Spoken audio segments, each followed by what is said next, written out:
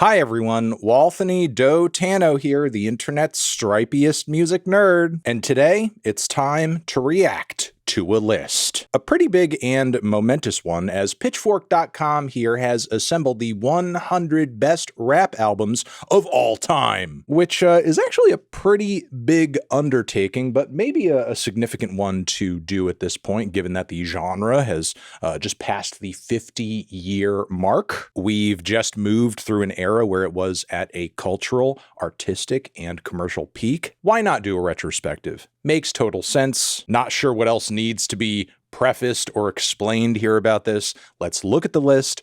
Let's see what's included and see where everything places. Here we go. Pitchfork, the 100 best rap albums. We rank the most essential and influential albums of this quintessentially American art form. Does that mean there's going to be no UK hip hop albums on here or just American? I guess we'll find out. Okay, already we're starting off with like a very interesting placement and a bit of a hot take, because while Snoop Dogg's Doggy Style, one of the best West Coast hip hop albums of all time, definitely deserves a spot on this list, number 100 is a placement that is going to get a rise out of a lot of people, especially considering that you're putting it under Doo-Wop Kane's Underdog, a SoundCloud rap project where there's no possible way on planet Earth the songwriting and production is as good as what is on Doggy Style. Handily Snoop Dogg's best album, point blank, period. Also 96, Lupe Fiasco Fahrenheit 115 Part 2, Revenge of the Nerds, which again, you know, just like the Snoop Dogg project, Lupe is an artist who absolutely deserves placement on this list,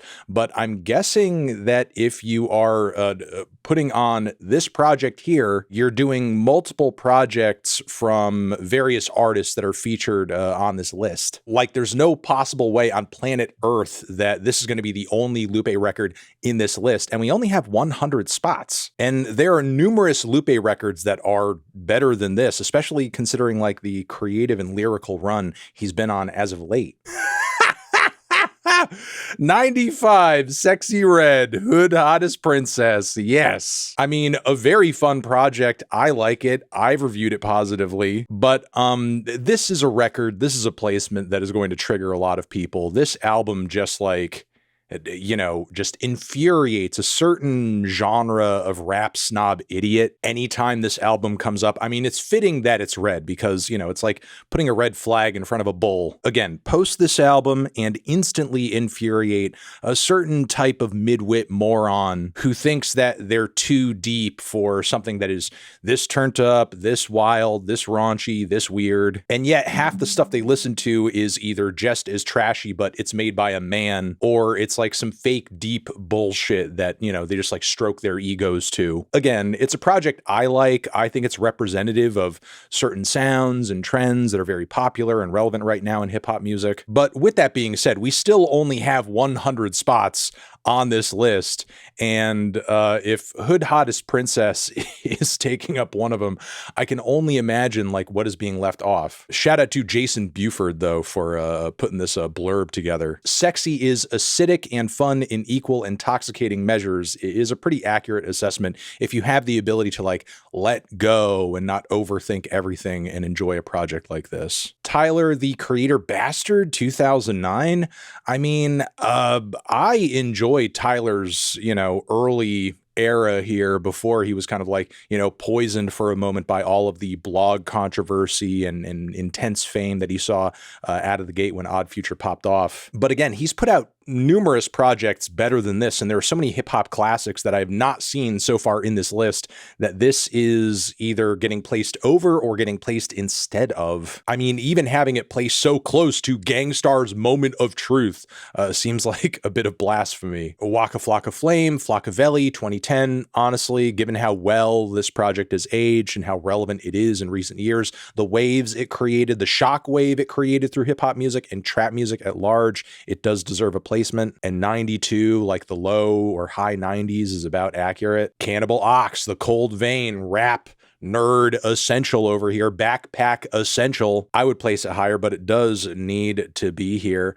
Also, placing over it Lil Boosie's Badass, which Eric Wells, Eric the Young God, who we just talked to on this channel recently, wrote this write-up over here. And even though I am not like a big Boosie fan by any means, both artistically and personally, it is good to see some Louisiana representation on the list, especially considering like how much his sound and various southern strains of hip-hop lately have really been like the most relevant, the most influential on the current rap landscape. At number 89, Lil B 6 Kiss. I don't know if I would place it over some of the projects we have seen so far, but I do think a record like this is a cloud rap classic, an internet outsider rap classic that does need to be in the top 100. We had the Jacka at 88, which is interesting. And at 87, Nicki Minaj, Beam Me Up Scotty. I'm not surprised at this inclusion, but I would be surprised if this was like, the only project that we see from Nicki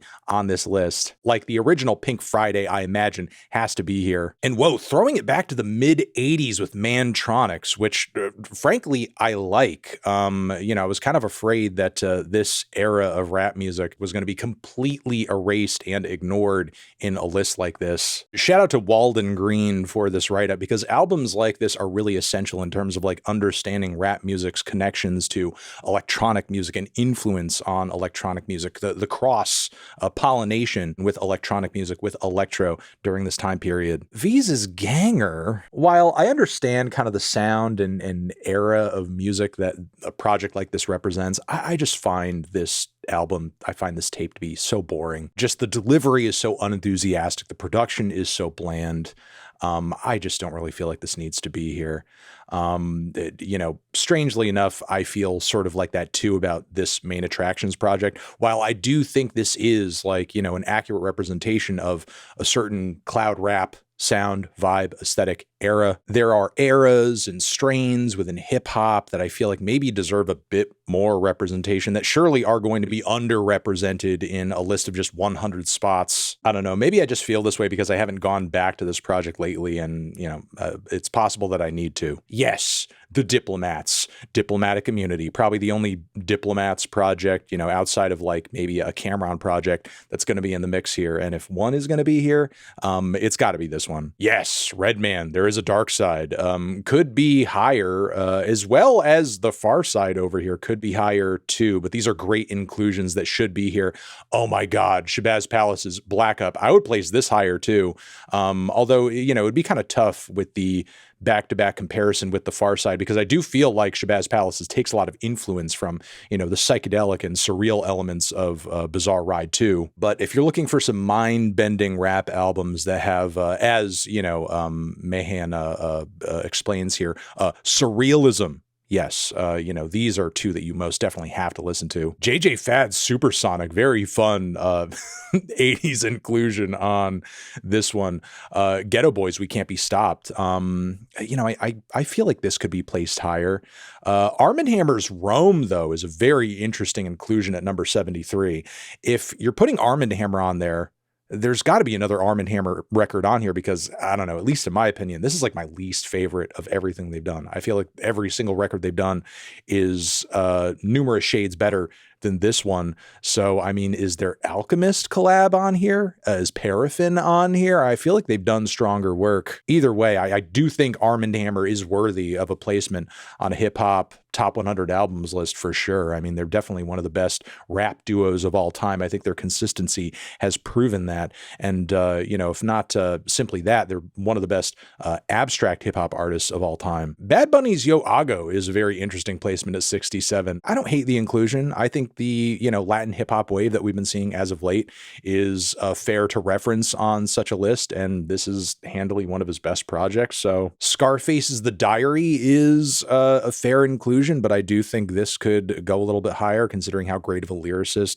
Scarface is, how this record is a Southern hip hop essential as well. Rock Marciano, one of the most unique and subtle rappers and lyricists out there. I don't know if this is his best project, but but, certainly an inclusion with him makes sense. In 62, The Chronic, handily a top 40 hip hop album, if not like top 25. And The Chronic underneath the Marshall Mathers LP. I mean, obviously immensely, influential hip hop record that also placing underneath 50 is a little wild. Though, I mean, I do think it is like reflective of the fact that culturally for a lot of people, Eminem is just not as hot or as important as maybe at one time he seemed to be. But yeah, I don't even know if Eminem would agree with being like placed over The Chronic. We have some other neat inclusions with DJ Screw, 3 in the Morning, Part 2, and also A$AP Rock's Labor Days. Cool to see Pitchfork, still representing for the backpack wave of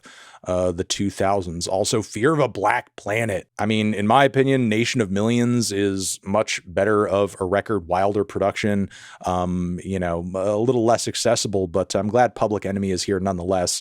Still, they are a group that should be above the 50 line, if not above the 40 line. 54, we have Pop Smoke, Meet the Woo. First off, R.I.P. Pop Smoke, obviously. And obviously Pop was like the kingpin of what we know to be like, New York drill. And I think there are a lot of highlights on Meet the Woo, but simultaneously, this is a project that kind of feels like, him gearing up for something that would have been a lot bigger in his career. Like, I understand the sentiment here. I understand the drive to do some kind of nod. But by that same token, like, I just feel like Pop Smoke never quite made that career-defining album because obviously his life was cut short tragically. And again, while Brooklyn Drill is like most definitely a massive and significant movement in current day hip hop, I don't know if this project itself artistically and songwriting wise is going toe to toe with something like, 3-6 Mafia's Underground Volume 1. Lil Kim Hardcore is something that I'm surprised that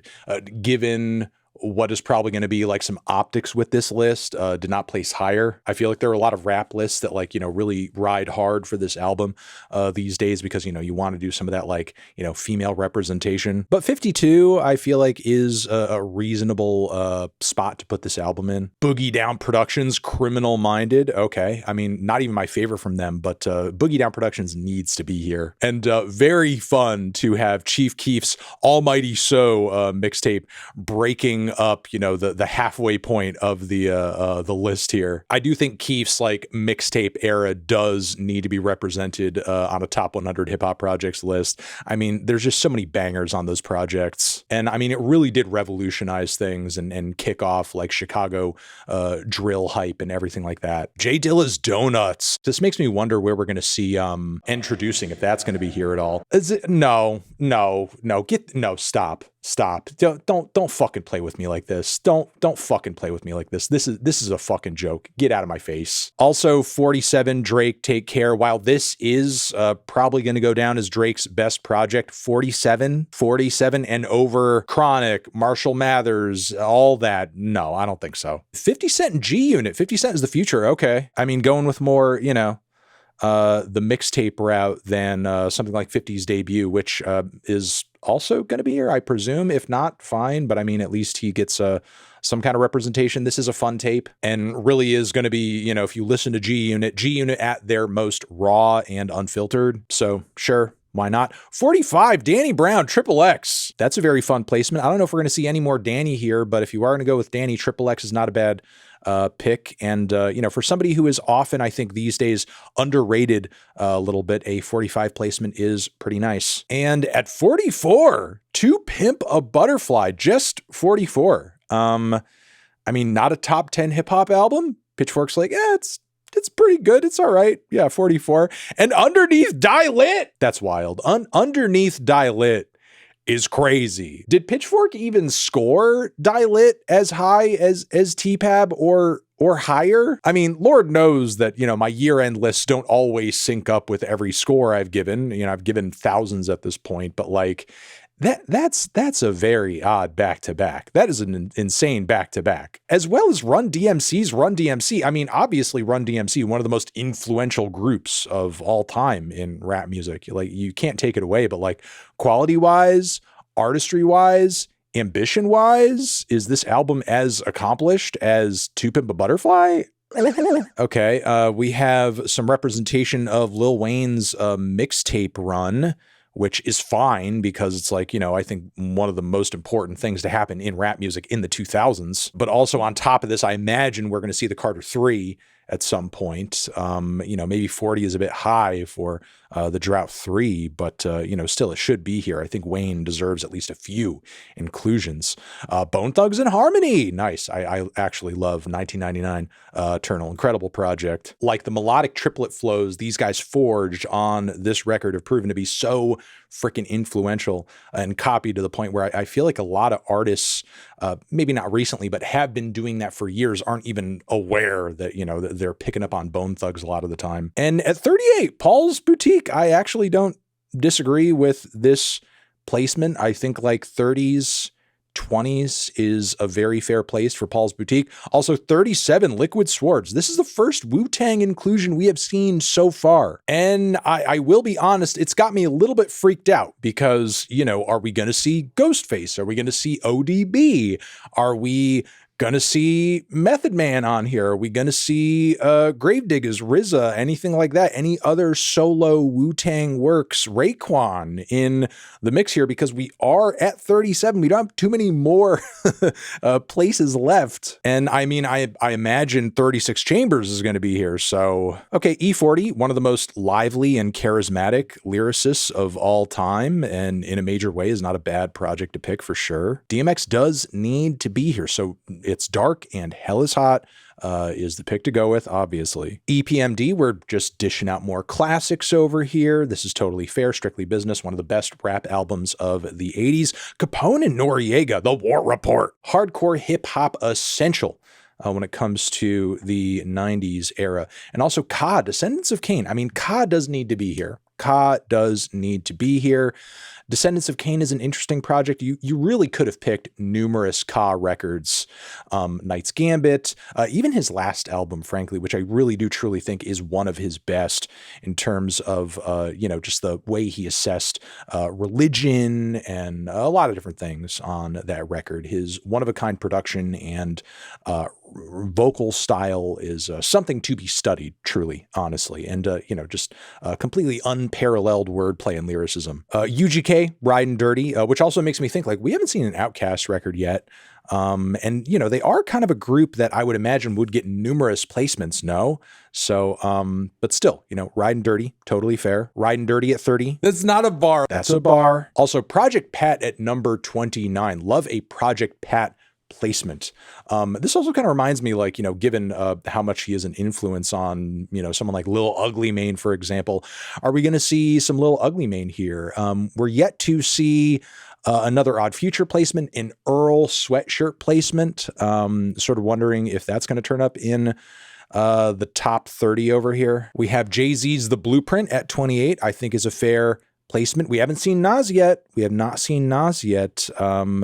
Something like Illmatic, probably going to be top 10, I'm guessing. And if The Blueprint is landing at 28, it's highly likely we're not going to see any of his earlier stuff, even the Black album, I would say. But Jay-Z is definitely somebody who deserves multiple placements. But I don't know. I'm kind of guessing that we're not going to see multiple if we're landing at 28 with The Blueprint. Kanye West, Yeezus. I mean, Pitchfork famously like one of the biggest pro-Kanye publications of all time. Yeezus landing at 27, first Kanye placement. And given the fandom they have shown for projects like My Beautiful Dark Twisted Fantasy, Life of Pablo, also, classics like his first three records.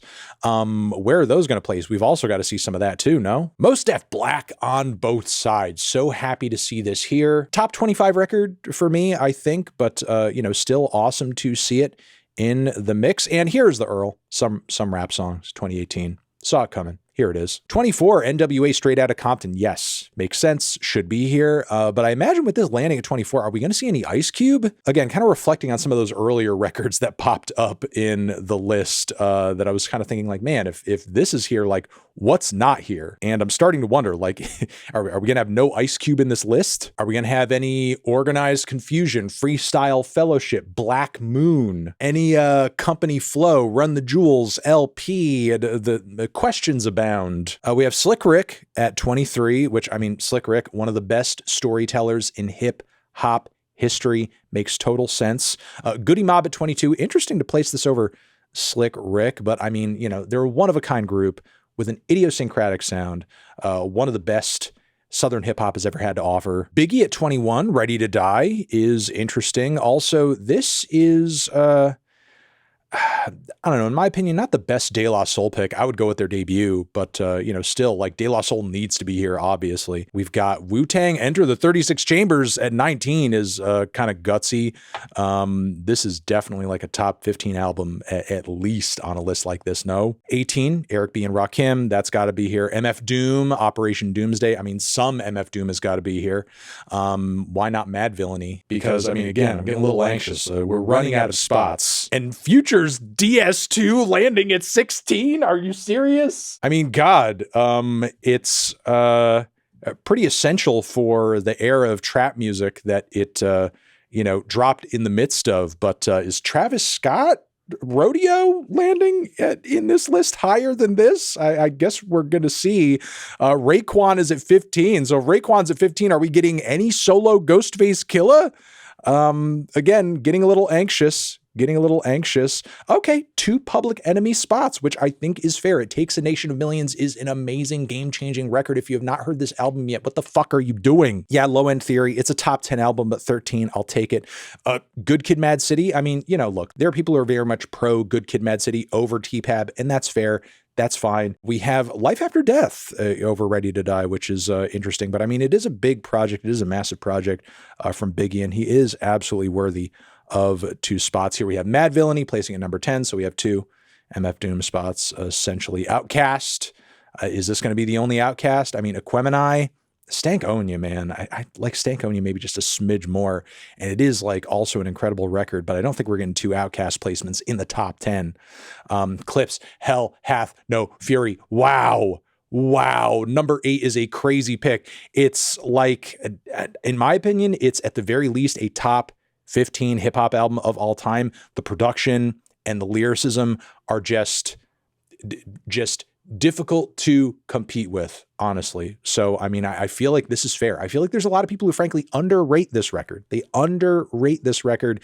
Putting it in number 8 is gutsy, and I appreciate it. Lauryn Hill, Miseducation, it is a top 10 album. I don't disagree with that. Oh, fuck. You got to be kidding me. At number 6, like, if you want some Young Thug representation in the mix here, that's fine. That's fair. That's understandable. I'm not going to deny that. But Rich Gang, The Tour, Part 1, 2014, you've got to be joking. This is not a top 10 project. What? All right. I mean, Illmatic at number 5. That's fine. That's a fair placement. I'm not disagreeing with that. Supreme Clientele. Okay. We saw some Ghostface, and top 5 is gutsy, but you know, I mean, it's a great album. It's an amazing album. It's arguably the best solo Wu-Tang effort. So, you know, I'm not disliking the number 4 spot. Damn, Juvenile 400 Degrees. I mean, it's a great record. It's a great era. It's also obviously gotten a lot more appreciation in recent years, not only just like, you know, with the lyricism and the production aesthetics of this, but also this album art style, this no limit album art aesthetic. You know, everything about this album is just like ahead of its time for sure, both of its time and ahead of its time. Okay, Tupac, All Eyes on Me. Yeah, this was the first Tupac or Tupac related placement in the mix. And, you know, Pac's work in recent years has just aged so incredibly well, which is, you know, kind of an interesting thing to see it like come back so hard. So number 2 is totally fine, totally fair. And okay, wow, we are doing Mobb Deep, The Infamous at number 1, which I don't know if I would categorize as a gutsy or ballsy or exciting pick. Honestly, I mean, it is a great record. I've reviewed it myself. It's undoubtedly a classic, but I feel like it's just a very agreeable placement. It's an agreeable placement because I feel like this is sort of like the 90s album these days, the 90s hardcore hip hop album that I feel like everyone can agree is like amazing. And there's like not a whole lot of like division or debate over how great it is and what makes it great. Simultaneously, it doesn't come across as like, you know, kind of played out and generic and predictable as like, you know, an Illmatic #1 or something like that. It is a very good record, though. You know, I think it's a very quality record. Rest in peace, Prodigy. Him and Havoc obviously have incredible chemistry on this record. The production is amazing as well. But when it comes to the aesthetics represented on this album and, you know, just the overall vibes and energy of this project, do I enjoy this as much as I do like 36 Chambers? Not necessarily, but it's still like, you know, a really good record and one of the best representations of this era. And I mean, come on, it's New York. It's the birthplace of hip hop. I feel like, you know, getting the #1 spot is only fair. Reflecting back on the list, though, and thinking of some of the other placements and records that didn't make it into the mix, I'm kind of surprised that Pitchfork, like, really, what do I want to say here? Like, behaved themselves or prevented themselves from like going absolutely crazy with all the Kanye placements. Like Yeezus being the only project to make the cut was certainly like a choice. No introducing, again, from what I recollect earlier, was kind of unfortunate, frankly, especially since, like, you know, we're getting some Dilla representation on there, but we're not doing any DJ Shadow. No Freddie Gibbs Pinata was kind of a shock, honestly, especially considering how many sort of recent rap records were in the mix and how much better that one is than, honestly, a lot of newer material. And again, Bastard being the only Tyler representation. I mean, he has so many more projects that are like better, frankly. I mean, obviously Bastard is like, you know, pretty essential to Tyler's artistic narrative and progression, but like, is it anywhere near his best? No. Also on top of that, no Death Grips, which Pitchfork has never really been a big like pro Death Grips publication, so I'm not really surprised about that. No Little Sims as well. Also very interesting to have no records from the Roots on here. Even Things Fall Apart. No Things Fall Apart is actually like kind of crazy. And from what I was saying earlier when we were talking about, you know, Future's DS2, no Travis Scott Rodeo is kind of nuts as well when you're thinking about like rap music in the modern era. Because I think in a lot of ways, like Rodeo is far and away better than DS2. And, you know, artists like Cardi also take a lot of influence from Travis Scott, but, you know, Die Lit is in the mix over T-Pab, but no Rodeo. I don't recall seeing a Deltron 3030 in the mix either. And that's kind of like a rap nerd essential. Did not make the cut. Interestingly, no Black Star too, though we did see, you know, obviously Mos Def's Black on Both Sides. As far as anything modern goes too, I'm kind of surprised to have seen them turn a blind eye to like anything Griselda related, or even, you know, to touch down on anything hipster rap related that, you know, Pitchfork used to be like a place to go to hear about this stuff, like, you know, the debut MIA record, that sort of thing. But yeah, I don't know. I mean, I feel like this list, I'm not crazy about it. There are some really truly glaring exclusions, a handful of very offensive and preposterous placements, and a lot of projects that I feel like in a lot of contexts I'm more or less fine with, or I respect, or I enjoy on some level. I feel like there's a time and place for these records, but I don't feel like they, you know, necessarily deserve to bump out much better records, both old and new, on a list that, again, just only has 100 spots. But you know what? I'm going to leave my thoughts there. That's the list. Pitchfork 100, whether you agree or disagree. It is a very ambitious sort of list to try to put together. Shout out to Pitchfork for doing it. Let me know your thoughts on the list in the comments. I'm sure you will. Over here next to my head is another video that you can check out. Hit that up or the link to subscribe to the channel. Anthony Fantano, Pitchfork, 100 hip hop albums, forever.